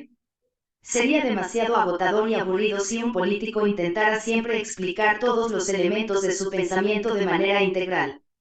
A veces tiene que concentrarlos en puntos focales individuales desde los cuales pueden usarse como palabras clave para iluminar su política. Pero esto solo ocurre si el eslogan es tan claro e inequívoco que despierta en el oyente o lector las mismas conexiones mentales que guían al hablante o escritor. Si este no es el caso, entonces el eslogan no tiene un efecto esclarecedor, sino que más bien lo oscurece, y luego crea malentendidos y confusión. Ahora bien, la palabra sobre la dictadura del proletariado sufrió desde el principio porque era ambigua. Marx y Engels nunca lo enfatizaron, sino que solo lo utilizaron ocasionalmente. No se encuentra en ninguna de sus declaraciones programáticas, ni siquiera en el manifiesto comunista, aunque en el momento de su redacción estaban en muchos aspectos más cerca del pensamiento blanquista que después. Siempre hablan solo del gobierno del proletariado. Así se dice, entre otras cosas, en la sección Proletarios y Comunistas. El primer paso en la revolución obrera es la elevación del proletariado al estatus de clase dominante, la lucha por la democracia. El proletariado utilizará su dominio político para arrebatar gradualmente todo el capital a la burguesía, centralizar todos los medios de producción en manos del Estado, es decir, del proletariado organizado como clase dominante, y aumentar la masa de poder productivo cuanto más se pueda. Por eso solo hablaban del gobierno, no de la dictadura del proletariado. Quizás ellos mismos sintieron que la palabra dictadura estaba demasiado expuesta a interpretaciones erróneas. Esta posibilidad hablaba en contra del uso de la palabra en agitación frente a masas que no conocían nuestro programa y nuestra enseñanza. Ahora ha surgido una nueva y seria preocupación. Los lemas políticos obtienen su significado mucho más de la historia que del léxico. La historia ha hecho de la palabra sobre la dictadura del proletariado el sello distintivo del bolchevismo, uniéndola a los ojos de las masas tan inseparablemente como la etiqueta de comunista. Marx y Engels se llamaron a sí mismos comunistas y, sin embargo, Hoy todos los que han reconocido lo pernicioso de la visión bolchevique rechazan esta etiqueta, por mucho que juren por Marx. Por lo tanto, tenemos todas las razones para abstenernos de utilizar la consigna la dictadura del proletariado, que siempre fue engañosa y hasta 1917 solo jugó un papel en la literatura polémica, no agitativa, del marxismo.